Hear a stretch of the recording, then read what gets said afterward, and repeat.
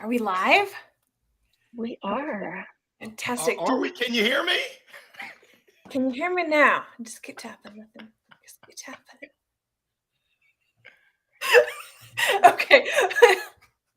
Hello, all. Hopefully, we'll get Dee on the call with us here in a minute. They are traveling to a conference in Las Vegas this week, so it might be a little dicey trying to get them on the call, but we'll see. I'm super excited about this call because I heart Larry Long. Larry and I are new best friends. We are new best friends. Oh, there's Dee. I'm here. I've Fantastic. made it. You were there. I met Larry a few months ago. He was on Evan Patterson's show, Other Side of Sales. I was watching that. Nice. Just really loved his energy, and we just got to talking. And I thought it would be super fun to bring him on, talk about all of his awesomeness and stuff he's got going on. And I just knew it would be a good time. So I'll be honest, I just knew it would be a good time. So I'm Carissa Peck. I am the executive director here at Inclusive Agile. We are a consulting company. We teach people, individuals and other companies, how to use Agile frameworks in their companies to deliver better, deliver faster. And every step of the way, instead of just learning a process, we're also teaching you how to include your team, how to use good diversity, equity, and inclusion practices to make sure that your team that you're asking to do all of these new processes can actually deliver on them. So that's what we do. You can find out more information at inclusiveagile.io or reach out to any one of us on LinkedIn. But the rest of this is all going to be Larry. Super excited. Okay, Larry, could you start us off with a bit of an intro? Tell us a little bit about your background and what you're doing now. Oh, that's great. Well, first of all, thank you for having me here. I appreciate you passing me the gold mic. Carissa, of course, just an honor and a privilege. Larry Long Jr., I'm the CEO, not your traditional CEO, that's Chief Energy Officer of LLJR Enterprises. And if you don't know, now you know. I bring a little bit of energy when I step up in the room, when I step up in the Zoom. But my background, I traveled a lot as a youngster, lived in Alabama, Illinois, Nebraska, Pennsylvania, moved around a lot, which made me who I am. I've never met a stranger. Played baseball at University of Maryland. Go Terps. Yes, I have a prop for almost everything and anything. Yeah, shut your mouth. But I played baseball at Maryland, went into IT consulting with a company called Accenture, wasn't passionate about the work I was doing and made a pivot and opened up an indoor baseball and softball academy, teaching youngsters the fundamentals of the game, but more importantly, the fundamentals of life. That we struck out on that after a year and a half, and I had to go back and make another pivot, and I got into software sales, making 150 cold calls a day to accounting firms. Yeah, that's a lot of calls. That's a lot of hang-ups. Can you hear me now? But that brings me to where I am today. I've worked for 10 different I've had 10 different stops, 8 different software companies. Now I get to rock the mic or the mics full time as a motivational speaker, an MC, a trainer, a coach. I'm an author. Who would have thunk it that Larry Long Jr. wrote a book? But that brings us here where I'm just in a position to serve people, to help people to elevate to that next level. Thank you. That was fun. Don't you have a pink mic too, or am I imagining that? Oh, goodness gracious. I do. I dropped it somewhere, but yes, it's actually, I'm colorblind. So we'll call this thing platinum. I got the 2 golds and the 1 platinum mic. I'm rocking them all. That's some really, they're perfect. Really freaking they're awesome. Perfect. I think we have your audio great. Your video's a little delayed, but I think it's good. We're just going to work with it. We're going to be perfect. Good. I just want it to freeze on really funny faces for D all the time. And if anybody on my team could take screenshots whenever one of us is making a really funny face, I think the that time. would be appropriate. Yep. Okay, so thank you, Larry. So one of the things I neglected to mention as part of my intro is that we're doing this series of Inclusive Agile Presents. We are set up as a nonprofit. We're filing our 501c3. Woo! Hopefully that'll be official real soon, but we'll wait for the government. So we have a mission. We're mission driven, and part of our mission is to elevate the voices of people who are out here doing the work, right? People who are out making people's lives better, helping. We're going to talk a bunch about philanthropy today, and that's part of the reason why we've got Larry on today. So this is part of our mission. We are, in essence, a consulting company, but part of our mission is to elevate the voices of people, creators around us, and learn more, add bits of empathy to our tool bucket and to our viewers' tool buckets, just to make the whole thing better. So make all of our... I'm going to laugh so much during this call. All right. So do we start with your book? Yes. That's where I want to start. Tell me about that book. If your audience has their seatbelts on, you as well, D. It's electric. Yeah. So tell me a little bit about the writing of the book. Tell me about it from your perspective, and then I have some questions. Yeah, so it's funny. I never imagined that I would be an author, but at the beginning of the at the beginning of the pandemic, I think it was April 22nd of 2020, I started producing these videos called the Midweek Midday Motivational Minute. And I had about 40 episodes, and a young lady said, "You need to tell your story." I said, "I tell my story every week. I'm on camera, on video." She said, "No, you need to tell it in written form." I said, "You must not have seen me write before. I'm not the strongest writer." She said, "I can help you." And she helped me as a book consultant, as a ghostwriter. I was able to talk, and she was able to transcribe it and really help me to formulate and really put together the chapters of my book. And the 7 chapters are 7 of the most meaningful topics that really mean something here. Starting with chapter 1, what story are you telling yourself and believing? Going to the chapter about strikeouts, they're a part of life. If you don't strike out, and I'm not an expert at anything in life except for strikeouts, but if you don't strike out at all, it means that you're not really pushing yourself. You're not trying. I think the great philosopher, LL Cool J, and I'm the original LL Cool Jr., he said it best. Mama said, "Knock you out." So, I mean, that was really the genesis of my book, is being able to help people get unstuck, to help them realize that you have greatness inside of you. And sometimes we might lose it, but I'm here to encourage you and give you that jolt to step into your inner greatness. I love that. And I had a bit of I think this idea of failure is an important part of success, right? And it's come more and more into kind of what people talk about, into the ethos.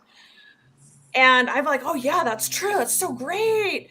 Failure is a part of success. Yeah. And then you fall on your face and you go, Ow. Maybe I don't want to be successful. That was hard. Beautiful stuff about failure being part of success goes out the window. So do you have advice to people who are maybe like in that moment of like, it's not theoretical, it's not in their rear view, it's happening. How do you move through that moment?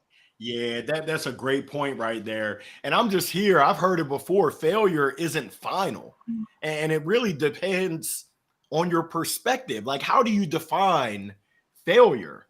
I mean, I've been unsuccessful at plenty of things, but as long as I learned something, and as long as I was able to take that lesson and share it with others and make sure that I hopefully avoid that same mistake in the future, is that really a failure? If you think about our lives, we all have a journey line.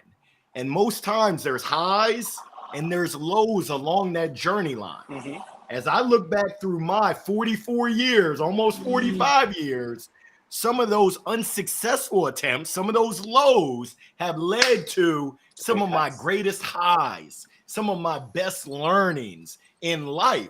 So I encourage people to, hey, if it ain't broke, break it. Let's shake it up. If you're going through it, embrace it and realize that, hey, it's not going to last forever.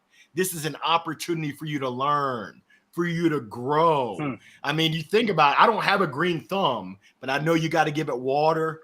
You got to give it some sunlight. Just give it a light. Sometimes you got to roll up your sleeves and put down that funky fertilizer to make it grow. So yes, I've been through the funky fertilizer with the best of them. And hey, I'm still standing. Pineapples. I love that. I love that. I think it's just so easy to lose it in the moment, right? Mhm. Like when you're there. And Dee, I think your sound in your video is great. So jump in. There's stuff that you want to ask here. You're doing good. I actually wanted I love that, embrace it. You're on this journey, right? I love this process of going, hey, what you're going through right now is not a stop in your journey. It's just a part of your journey that hopefully you'll, be able to learn something from. And, my experience where I've been raised in a very conservative culture and not being a very conservative person, I've been spending so much of my life talking about not failing because I haven't stopped trying, right? And that's in creating those connections to people that want to prejudge me or that don't understand where some of my identity might be coming from, right? Every time I run into someone that has a hard time with that, that's a new journey that I might be able to at least help them take a couple of steps on. But it always feels like a failure when you walk away and they're still like, no, that's crazy. But I've had a couple of people come back a couple of years later and say it changed everything, right? Just being able to have someone, challenge you and give you that, I'm going to say it, jolt to look for something more, right? To consider building that empathy. And I'm loving, I love that program you were talking about with the baseball and the fundamentals of being human, right?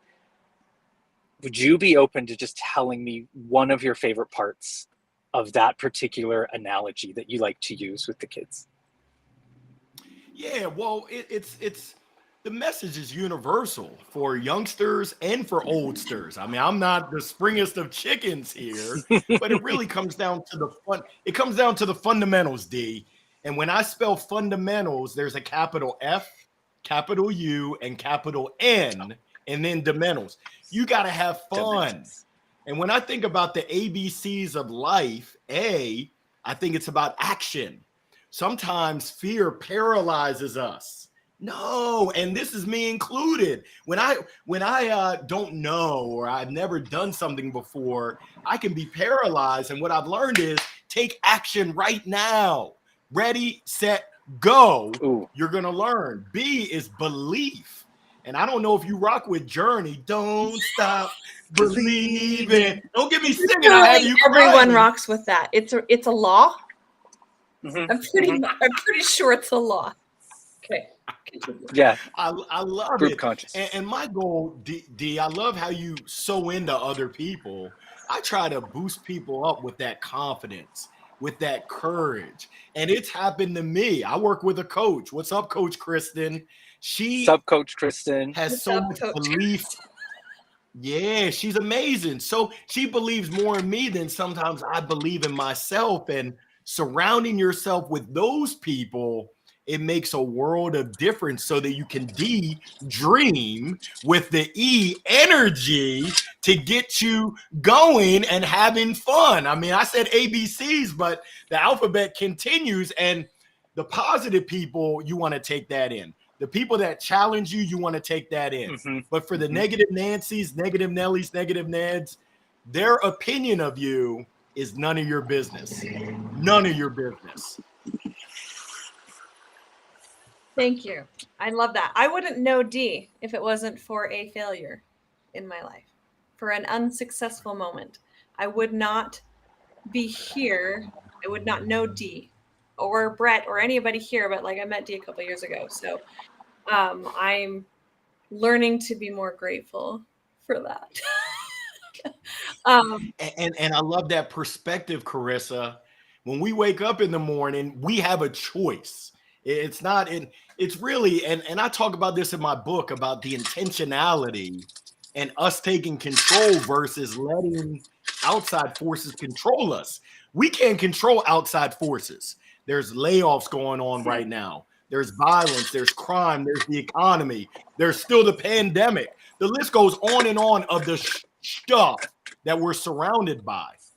But we can control our emotions, our actions, our attitude, our perspective, how we treat other people. And if we stick to that, controlling the controllables, ooh, in the words of the great philosopher J.J. Walker, dynamite. Can I make it's not really a clarification because I 100% agree with everything you said, but I think there's a part of my brain that when we talk about controlling emotions, and again, this comes from that same kind of conservative upbringing. It's different than policing your thoughts or telling yourself not to feel, right? It's choosing intentionally to bring positive or to bring things into your life that help you control your environment. So I think that for me is an important distinction that I don't think I really understood, that you can't control and that you need to let yourself feel, but you can improve and control what you can control, right? Like what you got there. And your actions. Yes. Can I just say that Larry's book also, he doesn't just tell you about stuff. He gives you prompts. Like, I think that this is the best part. These are going in my journal as prompts. So how do you actually implement the things that he's talking about? He gives you really great ways to do that. So I super love that part of the book because it makes it real, right? And that's the actionable part. I just emceed an event last week. There were 1,800 people. And I had the Lounge Live section. I shared with the folks because almost everyone to a T had a notebook and they were taking notes, which is good. But I know how that is when you go to conferences. You take notes, and then when you leave, life starts lifing, and you don't actually implement or actually act on anything that you learn. So I said, just do me a favor, humor me, find one action that you're committed to taking and one lesson that you're committed to sharing. That'll be a win. That's 2 thumbs up. If you commit to taking one action as a result of something you learn and sharing one lesson, that's a win-win all around. I really like that. We should write that down for our goals for conferences, is that everyone comes away with the 2 thumbs up. I love that. Yeah. That's all I'm going to be doing the next few days, is making sure I hit those 2 moments. I love it. Yeah. That's awesome. Yeah, we were trying to decide on the how do we just determine whether or not these engagements like the conferences and things are worth it, right? And I think that's a pretty good metric. Like, can you come away with and it? Carissa, something I want to share, because we had a conversation earlier about sales. Oh, that dreaded word sales. Oh, no. There's a whole chapter in the book. We're going to talk about that. There is, and it comes down to your definition and perspective. When I think about sales, I think about service. I think about giving. I think we're playing matchmaker of whatever we have. It could be a product. It could be an idea. It could be a thought. But whatever we have, we're matching that with someone else's needs, their wants, their desires, their challenges, their hopes, dreams, aspirations. And I think sales is a beautiful thing.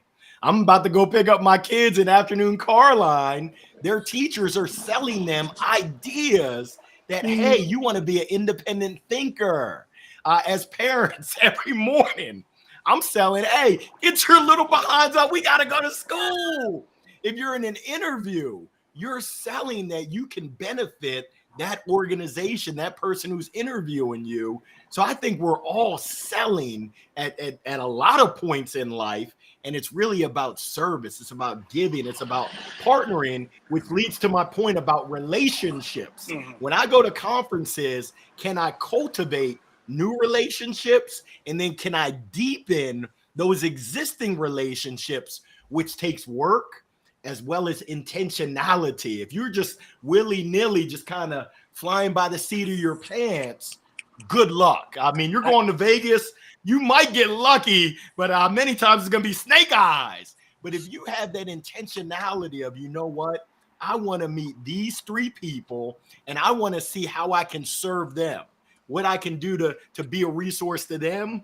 That's what I call a win-win situation. So I appreciate you sharing that, D, on your way to Viva Las Vegas. I'll see y'all down. No, I love that. I talk a lot about intention, right, in growth mindset, right? Because you know, when I first heard growth mindset, right, you can learn anything, but you know, I also have ADHD, so I can like 25% learn everything. But like that process of actually diving in and being able to do something really, really well, I didn't need to just see it. I didn't need to just do it over and over again. I needed to do it with intention. I needed to understand how to ask myself these questions, right? But there's also tools, right? Some people do require tools. I have tools that I use for my ADHD. And those are things like Pomodoro, right? That's a tool. It's an amazing way for me to go, I know that past 10 minutes, my body's going to go, I don't want to do this anymore, right? But my mind's going to go, well, that's because you're lazy. But if my Pomodoro just goes off, I go, yeah, I know my next break's going to have a very limited amount of time and I'll be able to get right back into it, right? If I need to. So those tools help with that intentionality, but it's really that core intentionality. I'm sorry, I'm going for a while, but I like to talk about it actually with driving, right? It's not just practice, because so many of us drive hundreds of miles a year or a month and never actually get any better at driving because we're not driving with intention. That's the same thing with creating those relationships. If you're not creating relationships with intention, then you're not actually getting better at those relationships and that relationship with them. I love it. I love that. Can we talk about the sales thing for a couple more minutes? Yes. And then I want to change topic off of his book, but seriously, folks, it's very cool. I have a funny story to tell you. I was talking to somebody about the matchmaker part of your definition of sales, right? You're matchmaking people. And this person goes, well, that person's choice makes sense. They had worked with somebody who was in sales who left to literally become a matchmaker. Like a coach. That's not a bad joke. Right? I didn't know that actually existed. So I'm going to make that happen. We'll add it to our offerings page. It's a thing. Mm-hmm, mm-hmm. It'll be a thing. But I love that because that removes the pressure from both the person being sold to and the person selling. Right. And I said this to Larry before we got on here that I'm kind of new to selling things.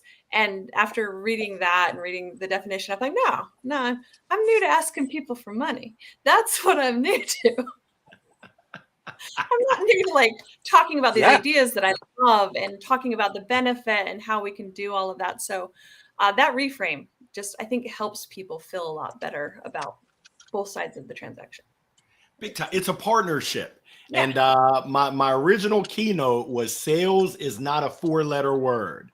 It'll make you say some 4-letter words if you let it, but sales is such a beautiful thing from my perspective. And not everyone shares that, which is okay. But for me, I view sales as a partnering, as an opportunity to serve, to lift up, to elevate someone else, and to work in conjunction with someone else or an organization to help them elevate to that next level, it's beautiful, beautiful.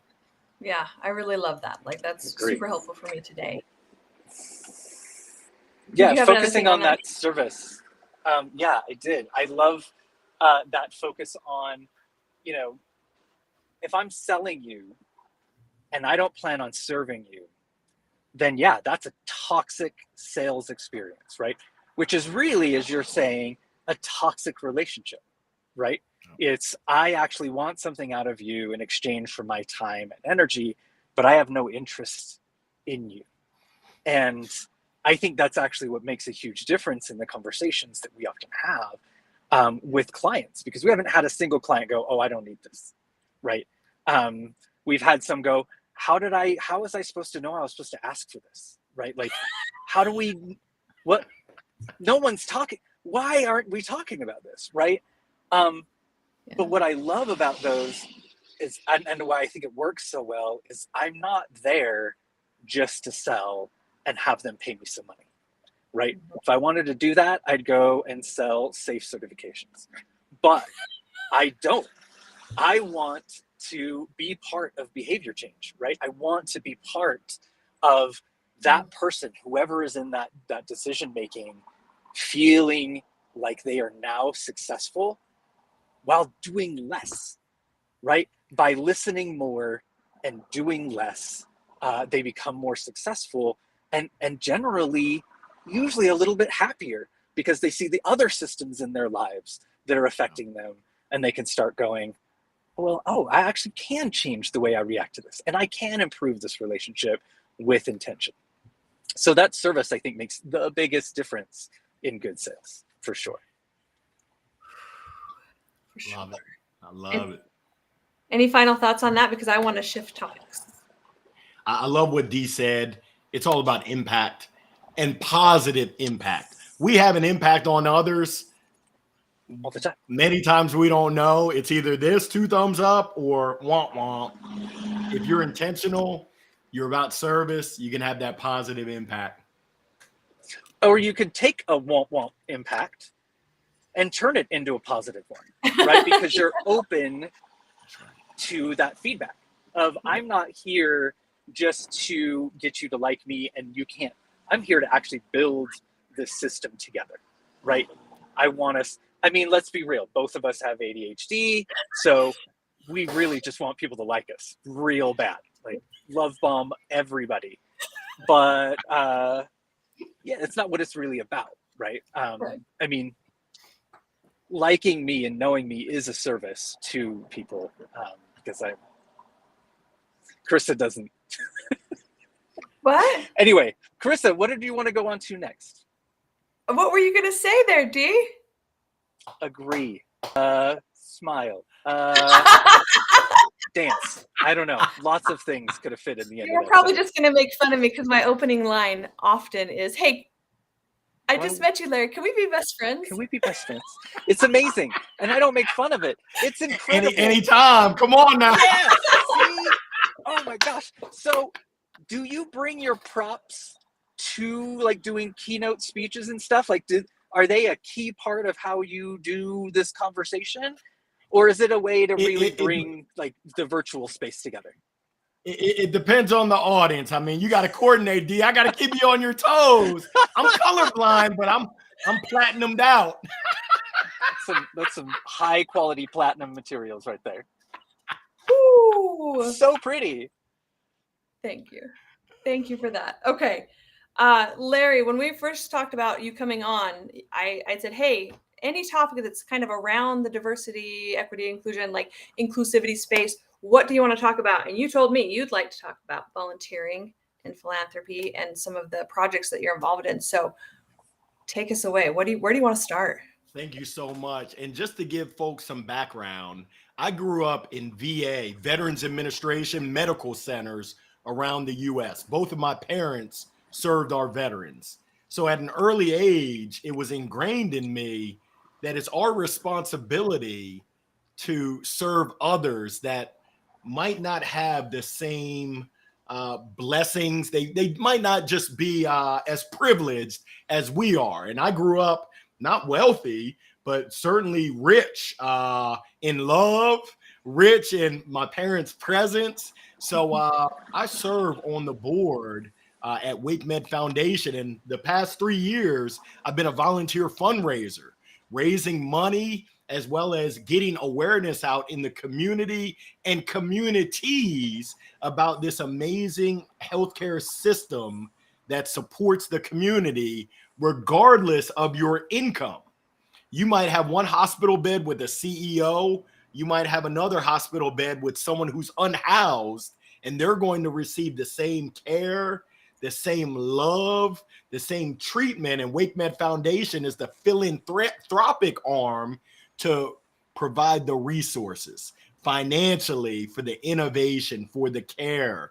Right now, we have a big project of a mental health. Really, it's all health. Mental health is all health facility to support our community, because I think all of us have probably been touched by mental health, by mental wellness, and it's so important. So that's charity number one that's near and dear to my heart, supporting our healthcare heroes that are on the front lines, that are supporting and serving our communities, oftentimes not given the credit that they deserve, which I tip my virtual cap and my real cap to them.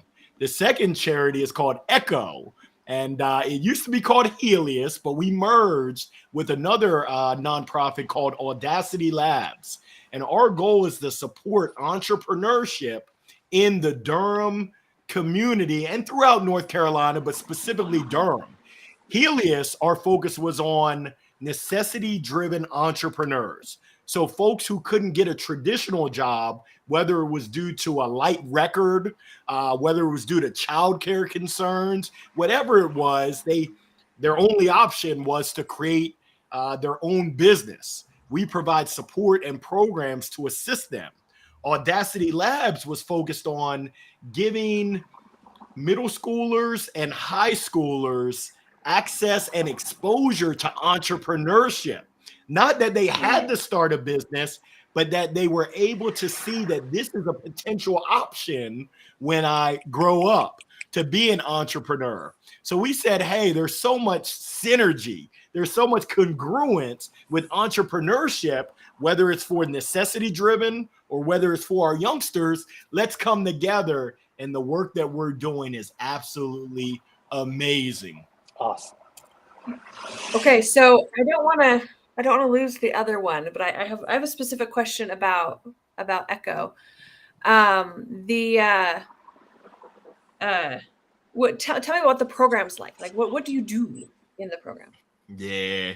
So we pretty much provide resources for them to build a business plan. And our goal is to help them to develop a successful business, or to understand that the business will not be a success and to shut it down sooner rather than later so that they can make that pivot. We also provide them with access to resources for funding.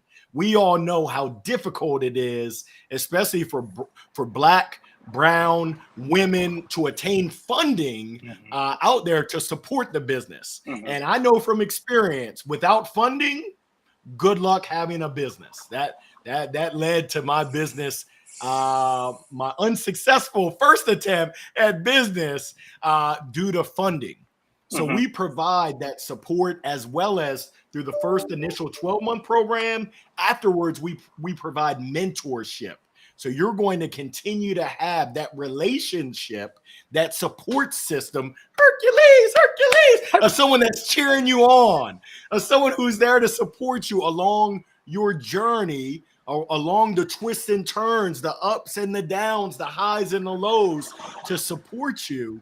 It's absolutely amazing. When we have graduation, I'm not crying, you're crying to hear these stories and the impact that the now called it's Echo, the Echo program has on our graduates. It's so heartwarming. I love that. Do you have did you have a question, Dee? Because I was going to ask another thing and I just asked a thing, so I wanted to make sure I wasn't just Keep going. Keep gabbing. Okay. So this is a topic that's near and dear to us, and it's something that I don't know a lot about, and maybe we definitely should talk more. It, the different experiences of different marginalized groups in trying to get funding. Do you have ideas or thoughts on the systemic kind of issues there? I know this is kind of a more of a deep question, but like we can try to fund them, but like how do we help the actual systemic problems that make that an issue to begin with? Yeah, so there's been a theme that we've had throughout this conversation. And I'm a limited partner with 2 investment funds that they write checks to small business owners and startup founders. It's the intentionality. So essentially, Carissa, if I hang out just in my neighborhood, I'm only going to be exposed to the people in my neighborhood. Now, knock on wood, I've been very fortunate and privileged to live in a neighborhood with folks that do well financially, and there's some diversity, but not a ton. But it takes that intentionality for me to actually put in the work and say, you know what? Let me get outside of my neighborhood. Let me go ahead and see what's going on in some of these other communities so that I can get to know people. I can establish relationships. I can expand not just my horizons, but also my Rolodex. And for those folks out there, I know we got some youngsters that are like, Rolodex, is that the fancy watch? Nah, that's a Rolex. Your Rolodex is the contacts in your phone. Who do you know? And I don't want to put anyone on blast, but I will. I think there was a statement by the CEO of Wells Fargo. This was throughout the pandemic, where he was talking about their hiring practices and why there weren't more Black and brown folks in leadership. And he said, we can't find them. Well, essentially, let's take a look in the mirror and see who's in your Rolodex. I can't imagine that there's a lot of Black and brown folks in your Rolodex, which is the problem, because they're out there. But you've got to be intentional and you've got to put in the work. You've got to take action if you're serious about it and not just blah, blah, blah, blah, blah, blah. My mom used to always say, little Larry, your actions speak so loud, I can't hear what you're saying. Ooh, I like that. That's fun. But how do we make the people who aren't being intentional be intentional? You can't make anyone do anything. But it's kind of like kids. It's having the conversation. It's giving them opportunities. It's getting them exposure to, here go the benefits for you, because there's a radio station out there. And I know that we've got Spotify and Pandora, but I'm still an FM radio kind of guy. It's called WIFM, WIIFM. Most people are tuned into that radio station 24/7. That radio station is what's in it for me. So essentially, Mr. or Mrs. Executive, here goes what's in it for you to fund these entrepreneurs that have brilliant ideas that need funding. It's going to provide you with a return. It's going to provide you with diversity so you don't have all your eggs in one basket. It's going to provide you with an opportunity to support those that all they need is a little bit of funding to go a long way. So it's really providing that exposure. It's having the open conversation, as well as it's challenging folks that, hey, I hear what you're saying, but I also see what you're doing. And there's a mismatch. What you say and what you do is not coming together. What's up with that? Thank you for going down my little bit of a question that I knew didn't have a good answer, except for that is the good answer, right? Having the conversation. The challenging. Yeah, that's rewarding and exhausting to have those conversations. But it's necessary if we want to see change. Yeah. And we've got to continue along the marathon. It's not a sprint, it's a marathon. And yes, I believe it's my responsibility. Collectively, it's our responsibility, because there's so many folks that have dedicated their lives to equality, to providing a world that was equal, that provided equal opportunity for all, for us to just give up. So I don't really have give up. That's not in my vocabulary. So we're going to keep on going. We're going to keep trying our best and forgetting the rest. And we're going to keep passing that baton on to the next generations so that they can continue to innovate, to iterate, and continue to get better. That's how we see continuous progress. I love that. I again, Dee, I have another question, but Keep I'll going. let you ask. Keep Okay. going. Yeah. I want to This go back is so to fun. WakeMed. Right? WakeMed. Yeah. And the question I had on that, it kind of flows into both of these, but how are they accountable? How do they show? Like, I love the idea that you're treating CEOs like you're treating, somebody who's unhoused. And I'm hoping that there's transparency and accountability, and that we can tell the story. We can show that this is happening. And I was hoping you could walk through that a little bit. Yeah, so there's countless examples, and we have, for the volunteers, we have what they call impact meetings to show the impact of live examples. Now, being in a medical setting, there's a lot of privacy concerns, but being able to hear those stories of care and access from those that might not receive it from other institutions. And we're here in North Kakalaki, Raleigh, Durham, RTP. So we're surrounded by UNC, great care there.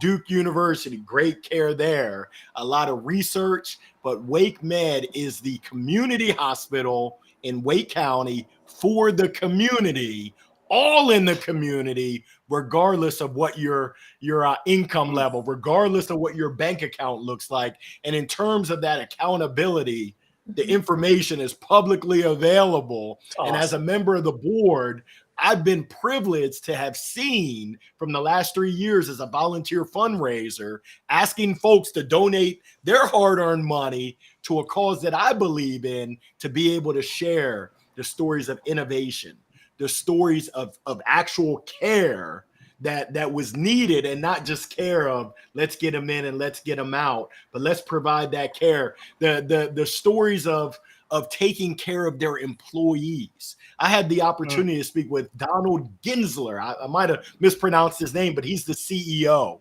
And he shared about how there's a mental health crisis in the community, and there's mental health challenges within the staff.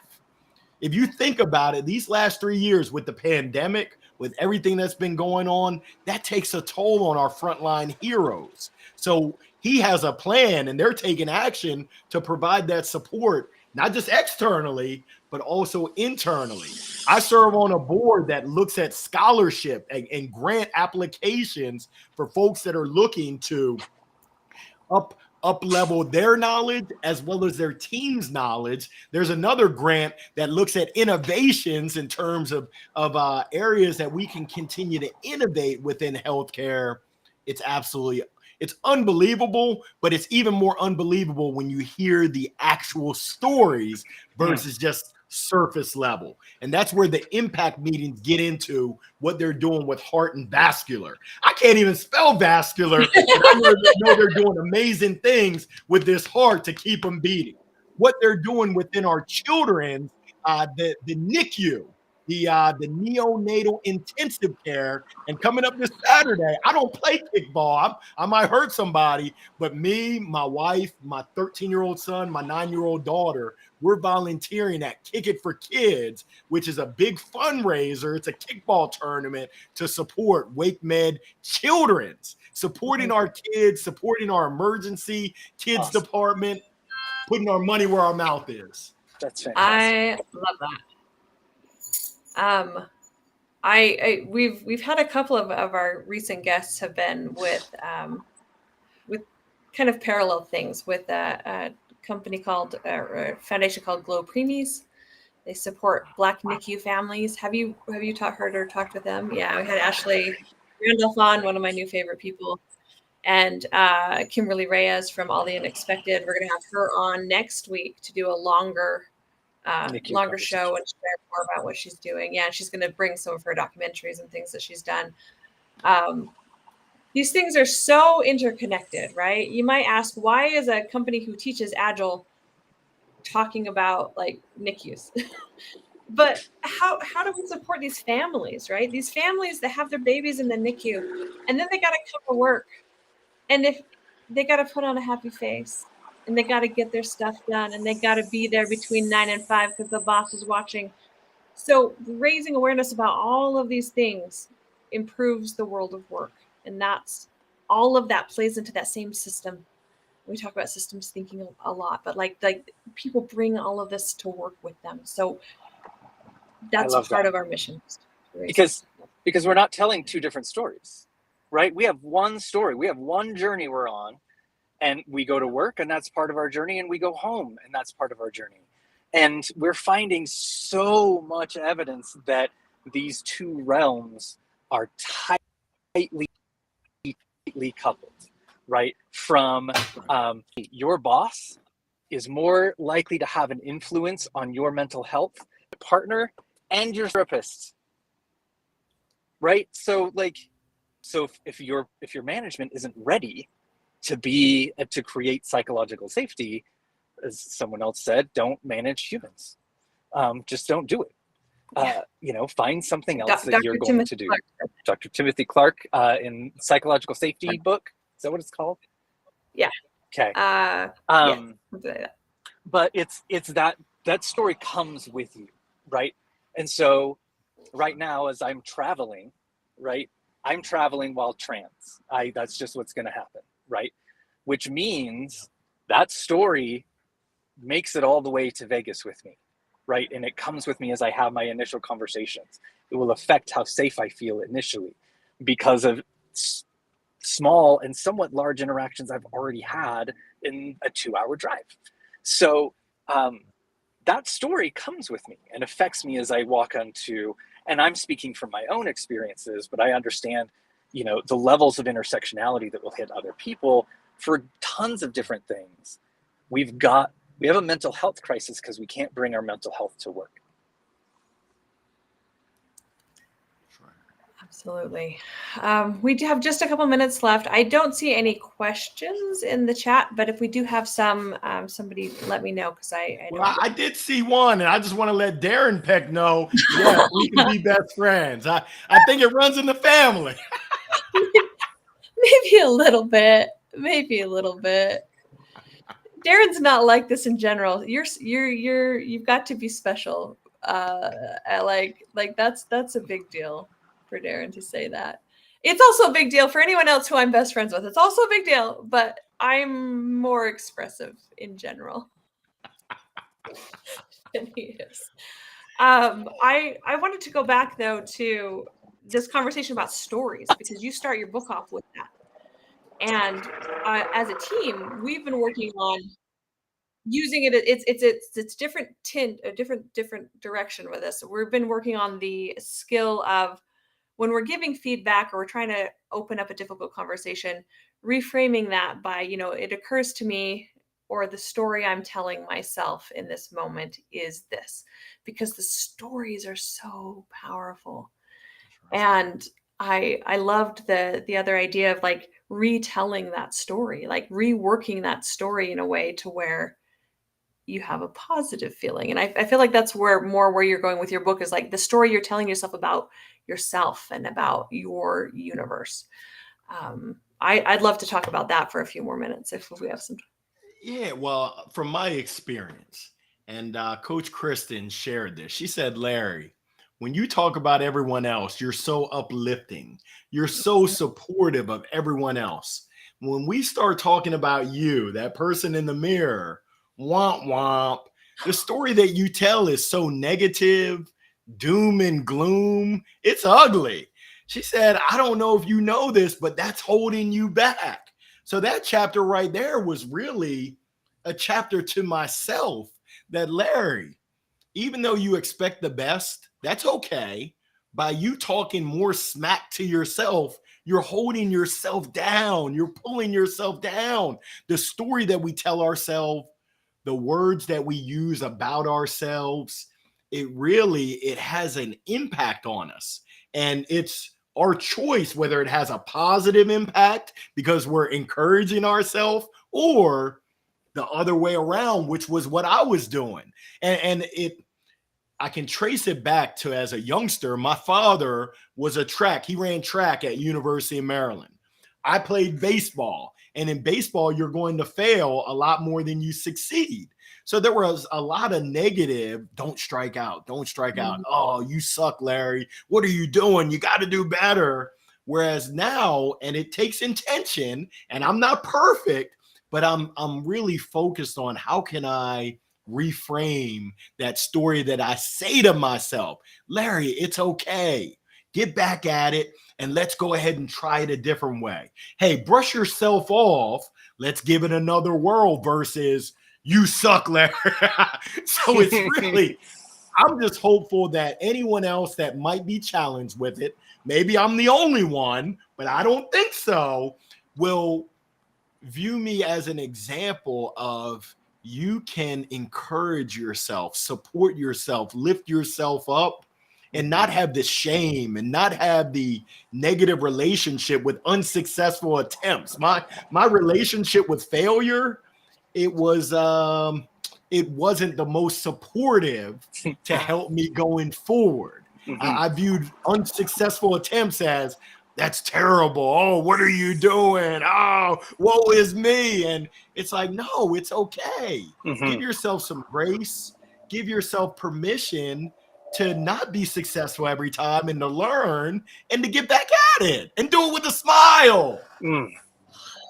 I love that. So to put a contrast on that, can you tell a story about what your mom did with you at night? Say that again. Can you tell the story about what your mom did with you at night? You've got it in the book as well. Oh, yeah. Well, there were two things. So the first one, we moved around a lot. So her song to me was make new friends, but keep the old. One is silver while the other is gold. The other one was, we would say our prayers. She would make me stand up in the middle of the room. I am somebody 10 times out loud. And when you do that, I think I was 6 years old. You got a little, this is back when I had hair. You got a little nappy-headed 6-year-old walking around with his George Jefferson strut talking about, I am somebody. They were like, who does this little nappy-headed boy think he is? He ain't nobody. You can't tell me nothing. I am somebody. So I thank my mother for speaking that into me and having me speak it. And I encourage people to say it out loud. When you say it out loud and you say it proud, your roommates, your significant other, your dog, cat, they might look at you weird, but it does something right here in your heart. It does something in your head. And those words have an impact on your entire being, where if you say it enough, guess what? I am somebody. I love it. And I like that you talk about the other people around you. Their reaction often is wait, that's scary. If you're somebody, I have to be somebody, maybe, right? Or, hey, if you get to be so good, is that, faster? Are you doing better than me? And I think you could, I think it's valuable to say those things out loud and with those other people, so that, yes, they see that you matter to you, right? So that they will matter to them. My wife made this for me because it's so important to surround yourself with people that are going to uplift you, not yes men and yes women, but people that are going to support you. And for those who mind don't matter, and those who matter don't mind. It's so important, that company that you keep, which is why I got to say thank you, Carissa. Thank you, Dee, for allowing me to be in your presence, because it's needed. It is needed. And I'm hopeful that I was able to give you at least a portion of what you gave me during this session. Thank you. Absolutely. I love this. And I want to do more things. We'll talk. We'll do more things for sure. Darren, I want to be like Larry when I grow up.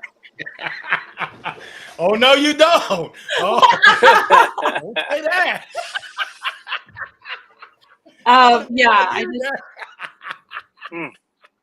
I had an important thought, but now I'm laughing at Darren. So, oh, okay. I know what I was gonna say. I wanted to make a call out to my team, to Dee and to the rest of my team that's watching this. We are not yes men and yes women. We bring up some hard stuff between each other. Even within our leadership team, it is not always comfortable, but it's safe, right? At the end of the day, it's safe. And I want the world to be able to feel that, to go to work, deal with hard things, and have it be safe, even if it sucks. And yeah, I love the energy and the tips that we got today. I'm going to be, Thank you. some of these are going to show up in meetings with my team. It's going to happen. I think this was. I want to share, Carissa, anything that I can do to support you and your team, UD, as well as any of your viewers, listeners that are here live, that are viewing the recording. Here goes a lesson that I learned, and it's still been a hard lesson. Don't be afraid to ask for help. And that's coming from someone who, I think they call it pride. I think they call it ego. I don't want to appear weak and ask for help. Carissa, Dee, they're so busy. I don't want to bother them.